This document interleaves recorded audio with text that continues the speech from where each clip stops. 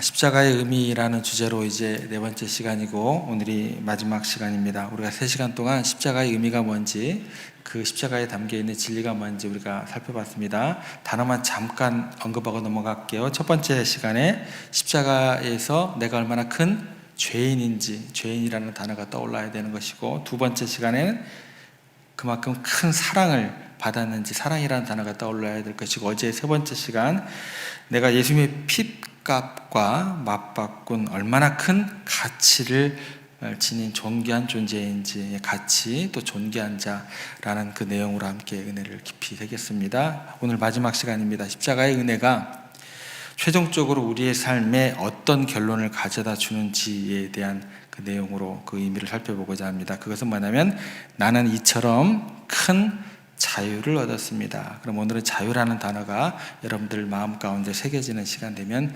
좋겠습니다. 24절 25절 보시면, 십자가에 못 박고 그 옷을 나눌세 누가 어느 것을 가질까 하여 제비를 뽑더라. 때가 제3시가 되어 십자가에 못 박으니라. 십자가에 이제 못 박히셨다. 오전 9시에 못 박히셨다. 이 장면을 이제 우리가 보고 또 듣고, 단순히 참 예수님께서 많이 아프셨겠다, 내 죄값이 십자가에서 치러졌구나, 이 정도로만 이제 생각하고 넘어갈 때가 많습니다. 근데 이제 우리가 오늘은 좀 구속사적인 관점에서 우리의 생각을 초월하는 의미를 좀 생각을 해보고자 합니다. 우리가 예수님을 믿기 전에 우리를 끊임없이 추격하며 우리의 어떤 삶에서 옥죄어오는, 목조르고 있는 무서운 존재가 하나 있습니다. 그게 뭐냐면 율법입니다. 율법이 우리에게 요구하는 것은 뭐예요? 완벽함, 을 요구하거든요. 정결함, 흠이 없음, 성결함, 내가 모든 것을 합쳐서 완벽함을 우리에게 요구하는 게 율법이죠. 거짓말하지 마라, 탐내지 마라, 미워하지 마라. 어느 것 하나 우리를 자유롭게 하는 게 없어요. 다 걸려 넘어집니다. 그리고 우리가 이 율법을 단 하나로 어기면 그 즉시로 이제 저주가 함께 따라오는 거죠. 무서운 저주와 함께 사망 선고가 내려지게 됩니다. 죄의 삭은 사망이다라고. 그러면 뭐예요? 너 죽어야 돼. 이게 이제 같이 따라오는 거죠. 그런데 이제 이 율법의 저주가 얼마나 무섭고 끈질긴지 우리가 잘 알죠. 율법은 우리가 잠을 잘 때도 제대로 못 자죠. 도망칠 때도 이거 뭐 곧 잡힐 것 같아요. 그죠? 심지어 어디까지 쫓아오냐면 무덤 앞에까지 쫓아오게 됩니다. 그래서 우리의 멱살을 잡고 죽어! 너 죄값 치러야 돼. 이게 이제 율법이다라는 거예요. 이렇게 소리치는 무서운 추격자가 율법이 됩니다.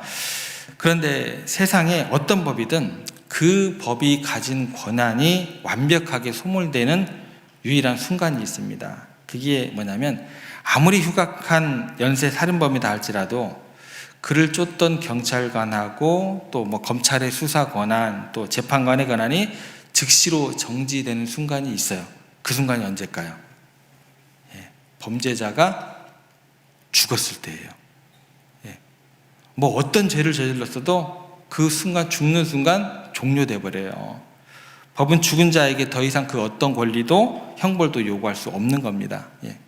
바로 종료돼요. 수사가 종료돼 버립니다. 갈보리 언덕에서 오전 9시, 예수님께서 십자가에 못 박힌 그 시간이 왜 우리에게 그토록 위대할까? 예수님이 십자가에 올라가실 때요, 혼자 올라가신 게 아니시기 때문에 그래요. 예수님은 율법의 저주를 받아 죽어 마땅한 나의 옛 사람을 끌어안고 함께 십자가에 오르시고 못 박히셨다라는 거예요.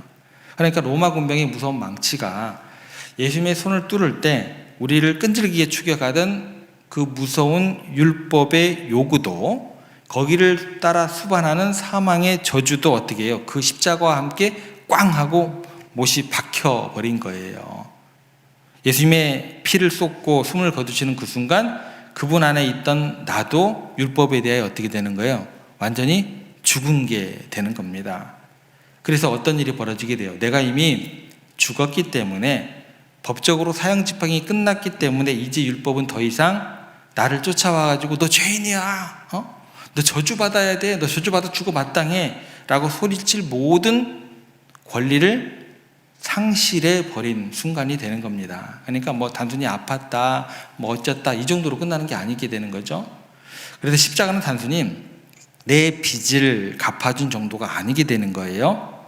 나를 쫓아오던 그 무서운 율법의 저주를 영원히 무장해제시켜버린 완벽한 해방의 선언이 되는 게 뭐예요? 십자가. 꽝!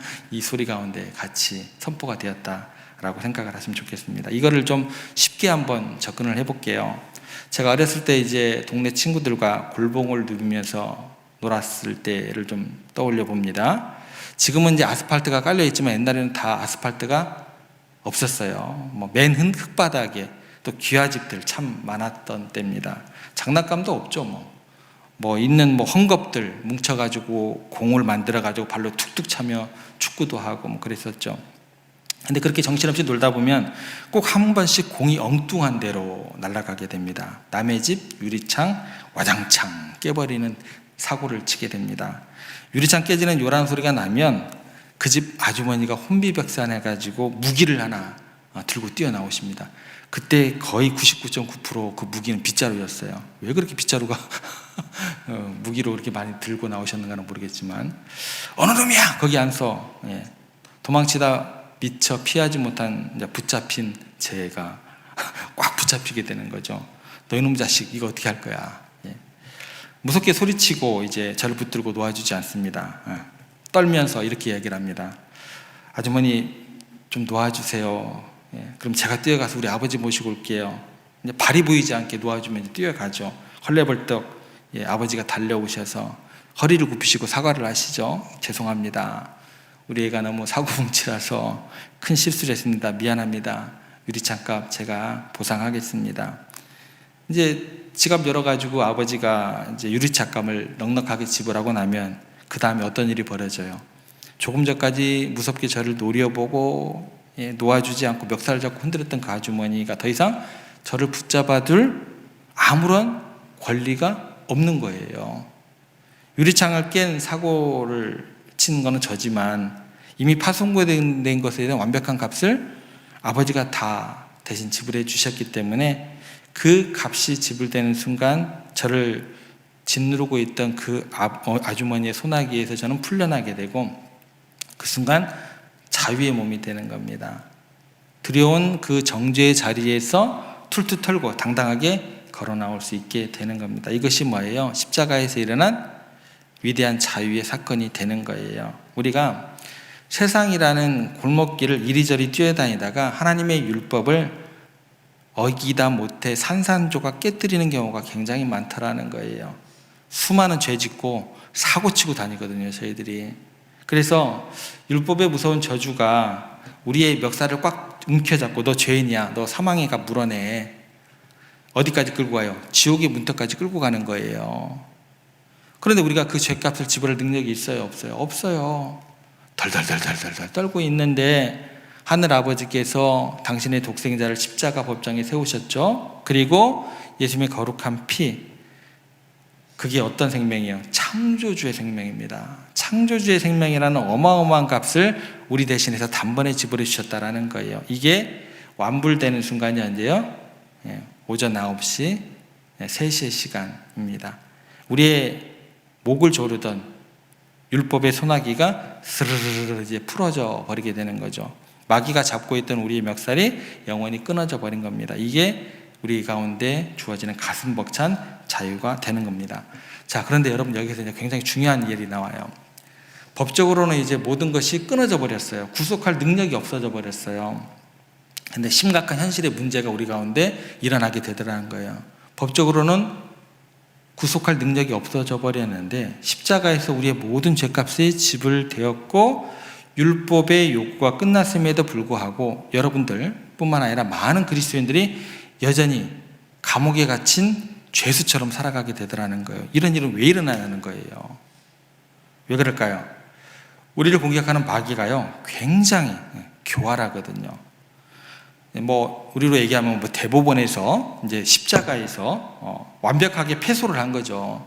이제 더 이상 우리를 법적으로 죽이거나 지옥에 보낼 권한이 마귀에게 있어요, 없어요? 없어요. 그러니까 이제 마귀가 어떻게 할까요? 전략을 바꿔요. 법이요, 이거를 내밀지를 못해요. 그러니까 전략을 바꾸게 되는 거예요. 그렇게 해서 육신을 가질 수 없게 되자 이번에 뭐를 공격하는 줄 아세요? 법이 아니라 여러분들의 마음과 양심을 집중적으로 공격하기 시작합니다. 이게 이제 두 번째 이제 우리들 가운데 있는 문제가 되는 거예요. 현실적인 문제가 되는 거예요. 일종의 심리전입니다. 비열해요. 그래서 우리가 살아가면서 조금만 실수하고 넘어지면요, 마귀는 득달같이 달려와가지고 우리 귓가에 끊임없이 이렇게 속삭이게 됩니다. 야, 네가 그러고도 그럴 수 있느냐? 네가 어제 은밀하게 지은 그 더러운 죄를 생각을 해봐. 너 같은 위선자가 하나님의 사랑을 받을 수 있을 것 같아? 야, 네 기도 들으실 것 같아? 너 자격 미달이야. 너 구원 아직 덜 받았어. 구원은요, 이례적인 사건이에요. 구원을 뭐 많이 받고 뭐 중간 갖고 이게 아니에요, 여러분들. 너 구원 아직 받지 못해서 뭐 이렇게 이제 마귀가 와서 속삭이게 되더라는 거예요. 여러분, 신앙생활 하시면서 내 안에 들려오는 이런 소리 참 많이 들으셨죠? 그러셨을 거예요. 안타까운 것은 뭐냐면 이 마귀의 목소리를 거룩한 책망이나 성령의 음성으로 착각할 때가 너무 많다라는 거예요. 심지어 이게 뭐가 문제가 되냐면 강단에서 선포되는 말씀조차도 성도들을 살리는 복음이 아니라 성도들을 정죄하고 찌르는 율법주의적인 메시지일 때가 얼마나 많은지 몰라요. 그래서 어떤 분이 저에게 와서 이런 얘기를 했어요. 목사님 어떤 교회 가서 설교를 들었는데요, 엄청 혼났어요. 막 모든 사람들이 막 고개를 못 들었어요. 근데 막 되게 막 은혜가 되더라고요. 뭐가 은혜가 되는 거예요, 그게? 여러분, 그게 은혜가 돼요? 그러니까 이게 잘못된 어떤 신앙의 어떤 메시지를 선포되면서 잘못된 어떤 길로 인도를 하다 보니까 이게 어떤 예배의 어떤 마음 가운데 있어야 그게 은혜가 되고, 그건 출발점이죠. 거기서 끝나버리면 그게 무슨 은혜가 됩니까? 그렇게 얘기를 하시더라고요. 근데 안타깝지만 그렇게 막 성도들을 몰아가요. 그게 아니다라는 거죠.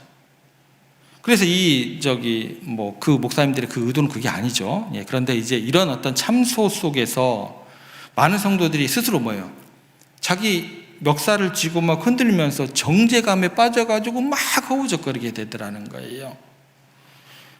결과는 어떤 건데? 예수님께서 십자가에서 감옥문을 활짝 열어놓으셨는데 불구하고 나 그냥 이 감옥에 그냥 주저앉아 있을래? 나 안 나가. 거기서 뭐예요? 벌벌 떨고 있다라는 거예요. 이런 불쌍한 우리를 향해서 사도 바울이 로마서 8장에서 우리의 어떤 잠들어버린 그 영혼을 깨우기 위해서 강력한 사자우를 토해냅니다. 로마서 8장 33절에서 34절에 보면 이런 말씀이 나와요. 누가 능히 하나님께서 택하신 자들을 고발하리요. 의롭다 하시는 하나님이시니 누가 정죄하리요. 죽으실 뿐 아니라 다시 살아나신 이는 그리스도 예수시니 그는 하나님 우편에 계신 자여 우리를 위하여 강구하시는 자시니라. 이 선언 똑똑히 귓가에 들리셨죠? 최고 법정입니다. 최종 판결권자이신 하나님께서 거룩한 의사복으로 탕탕탕 내리쓰시면서 뭐래요? 예수님의 십자가 피를 보시고 나에게 무죄를 선고하십니다. 내 아들의 피로 너의 모든 죄를 씻었다. 너는 의롭다. 최고의 재판장이 의롭다고 선언하셨는데 감히 어떤 피조물 따위가, 어떤 이단의 교주 따위가, 어떤 교활한 마귀가 항소장 들고 와가지고 우리를 다시 고발할 수 있단 말이에요. 대법원에서 무죄가 확정되어 풀려난 사람을 동네 파출소 경찰이 와가지고 다시 구치소에 넣을 수 없는 거잖아요. 절대 불가능합니다. 마귀의 정죄는요, 아무런 법적 효력이 없는 거짓말이죠. 그리고 여러분의 양심을 날카롭게 찌르는 정죄감조차도 뭐예요? 십자가 앞에서는 완전히 무효입니다. 이 두 가지 잘 기억하셔야 돼요. 딱 단어가 딱 구분이 되죠? 흔들림이 없으셔야 돼요. 그래서 로마서 8장 1절에서 바울이 기독교 역사상 가장 찬란한 복음의 정수를 이렇게 설명을 합니다. 그러므로 이제 그리스도 예수 안에 있는 자에게는 결코 정죄함이 없나니. 법적인 문제뿐만 아니라 뭣도 없어요? 정죄함도 없는 거예요. 이는 그리스도 예수 안에 있는 생명의 성령의 법이 죄와 사망의 법에서 너를 완전히 해방하였습니다. 이 말씀을 잘 보세요. 결코 정죄함이 없는 거예요. 조금 없는 게 아니에요. 그죠? 우리의 죄가 99%를 용서받고 아직 1% 좀 찌꺼기가 좀 남아있어. 그것 때문에 형벌이 좀 남아있어. 어딘가에 숨겨 남겨있다라는 뜻이 아니에요. 0.1%의 정죄도 단 한 방울의 저주도 남아있지 않다라는 것 기억하시기를 부탁을 드릴게요. 그리고 대체로 없는 것이 아니에요. 과거의 큰 죄는 다 용서해 주셨지만 우리가 살면서 지금 작은 범죄들 스스로 알아서 대가를 치러야 한다는 뜻도 아닙니다. 그래서 여러분들이 헌금을 잘해서 여러분들이 봉사를 잘할 때 그때가 무죄가 되고, 내가 유혹에 넘어가 가지고 실수할 때는 너 다시 유죄, 이렇게 불안하고 변덕스러운 판결이 결코 아니다라는 것도 꼭 기억하시기를 부탁을 드릴게요. 왜냐하면 예수님께서 십자가에 흘리신 그 생명의 피가 너무나 완벽하기 때문에 그래요. 여러분들이 잘못한 게 잘못이 아니라는 게 아니에요. 보혈의 능력이 그 십자가의 그 피가 너무나 완벽하기 때문에 그렇다라는 거예요. 여러분들을 창조하신 하나님의 아들이 치르신 그 피값이 우리의 모든 더러운 죄악을 덮고도 남을 만큼 너무나 무한하고 위대하기 때문이다라는 거 기억하시기를 바랍니다. 만약 우리에게 단 1%의 정죄함이라도 남아있다고 한다면 그것은 예수님의 십자가 보혈이 능력이 부족하다라는 뜻이 되어버리는 거예요. 여러분들 그렇게 해석하시면 안 되잖아요. 하나님은 당신의 아들의 피를 그렇게 가볍게 취급하지 않으셨습니다. 그래서 하나님은 십자가를 향해서, 그리고 그 십자가 뒤에 숨은 우리를 향해서 결코 절대로 영원토록 정죄함이 없다고 쾅쾅쾅 대못을 박아버리셨다라는 것 잊지 마시기를 부탁을 드릴게요. 그래서 우리의 끔찍한 과거의 죄나 오늘 짓고 있는 우리의 부끄러움, 현재의 연약함이나 앞으로 또다시 넘어지게 될 미래의 실수까지도 그 어떤 것도 십자가 은혜 안에 있는 우리를 다시 저주받는 자리로, 사망의 자리로 끌어내릴 수 없습니다. 십자가는 모든 정죄의 입을 영원히 틀어막아버린 가장 완벽하고 절대적인 사명장이 되었음을 믿으심으로 축복합니다. 말씀을 정리해 봅니다. 세상 사람들은요, 십자가를 실패한 청년의 비참한 죽음이다 라고 미련한 형틀이라고 조롱을 하게 됩니다. 하지만 예수 그리스도를 나의 구주로 영접한 우리에게 십자가는 나를 살리는 하나님의 능력이 되는 겁니다. 4시간 동안 생각을 해봤습니다. 십자가의 의미 다시 한번 정리해 볼게요. 십자가는 뭐예요?